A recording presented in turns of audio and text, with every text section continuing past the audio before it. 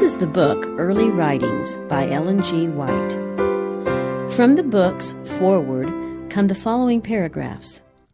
Rare indeed it is in these changing times that a book lives on through a century in ever-increasing demand and takes its place in current reading by the side of books dealing with present issues. Yet such is the enviable record of early writings of Ellen G. White. With the printing plates of the third edition, outworn because of the many printings made to meet the steady call for the book, it now appears in reset form in a fourth American edition. This popular little volume is rightly named, being a republication of the first three Ellen G. White books, Christian Experience and Views of Mrs. E. G. White, first printed in 1851. A supplement to Experience and Views, issued in 1854, and Spiritual Gifts, Volume 1, which appeared in 1858. The wide and lasting popularity of early writings may be attributed to the unwaning desire to possess and study the messages of information and encouragement which came early to the Church through the prophetic gift. The second printing of this matter was made in 1882 in two small volumes, Experience and Views and the Supplement, comprising the first, and Spiritual Gifts the second. As to certain additions to the first of these original works and some slight editorial changes made at that time, the publisher's preface states, footnotes giving dates and explanations, and an appendix giving two very interesting dreams, which were mentioned but not related in the original work, will add to the value of this edition. Aside from these, no changes from the original work have been made in the present edition, except the occasional employment of a new word, or a change in the construction of a sentence to better express the idea, and no portion of this work has been omitted. No shadow of change has been made in any idea or sentiment of the original work, and the verbal changes have been made under the author's own eye and with her full approval. The two companion books were also reissued as a single volume in 1882 under the title Early Writings. Subsequently, the type was reset to make the third American edition, which has had wide distribution, meeting the ever-increasing demand. In this fourth edition, the content appears in a form which is page for page with the edition it succeeds, thus harmonizing with the page references given in the index to the writings of Mrs. Ellen G. White. It will be observed that modern spelling and current forms of punctuation have been employed in this printing. In Experience and Views is presented Mrs. White's first biographical sketch, briefly tracing her experience through the Advent movement of 1840 to 44. Then follow a number of earlier visions, many of which had first appeared in print in broadside or periodical article form.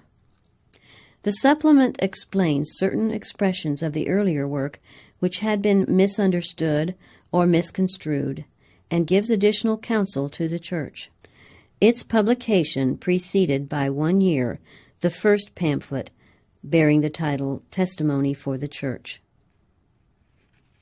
Spiritual Gifts, Volume 1, being the first published account of the view of the long-extended conflict between Christ and his angels and Satan and his angels, is cherished for its vivid descriptions and its compactness, touching as it does only the more salient points. In succeeding years, this brief story of the conflict was greatly amplified in the 4 volumes of The Spirit of Prophecy, published 1870 to 84. After wide distribution, this 4-book set was replaced with the well-known and widely read Conflict of the Ages series, presenting the account in still more detailed form, as it had been presented to Mrs. White in many revelations.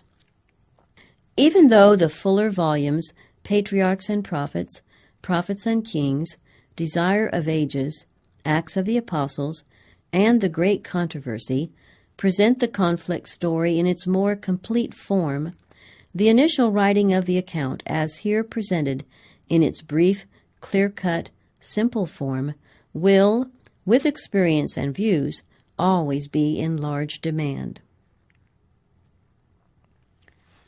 This is the preface to first edition of Experience and Views. We are all aware that many honest seekers after truth and Bible holiness are prejudiced against visions. Two great causes have created this prejudice. First, fanaticism, accompanied by false visions and exercises, has existed more or less almost everywhere. This has led many of the sincere to doubt anything of the kind.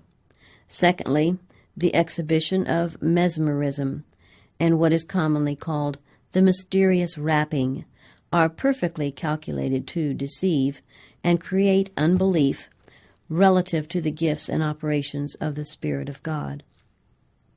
But God is unchangeable. His work through Moses in the presence of Pharaoh was perfect. Notwithstanding, Jannes and Jambres were permitted to perform miracles by the power of Satan that resembled the miracles wrought by Moses. The counterfeit also appeared in the days of the apostles. Yet the gifts of the Spirit were manifested in the followers of Christ. And it is not the purpose of God to leave his people in this age of almost unbounded deception without the gifts and manifestations of his Spirit. The design of a counterfeit is to imitate an existing reality. Therefore, the present manifestation of the spirit of error is proof that God manifests himself to his children by the power of the Holy Spirit, and that he is about to fulfill his word gloriously. And it shall come to pass in the last days, saith God, I will pour out my Spirit upon all flesh, and your sons and daughters shall prophesy, and your men shall see visions, and your old men shall dream dreams. Acts 2:17. As for mesmerism, we have considered it dangerous, therefore have had nothing to do with it. We never even saw a person in a mesmeric sleep, and know nothing of the art by experience. We send out this little work with the hope that it will comfort the saints.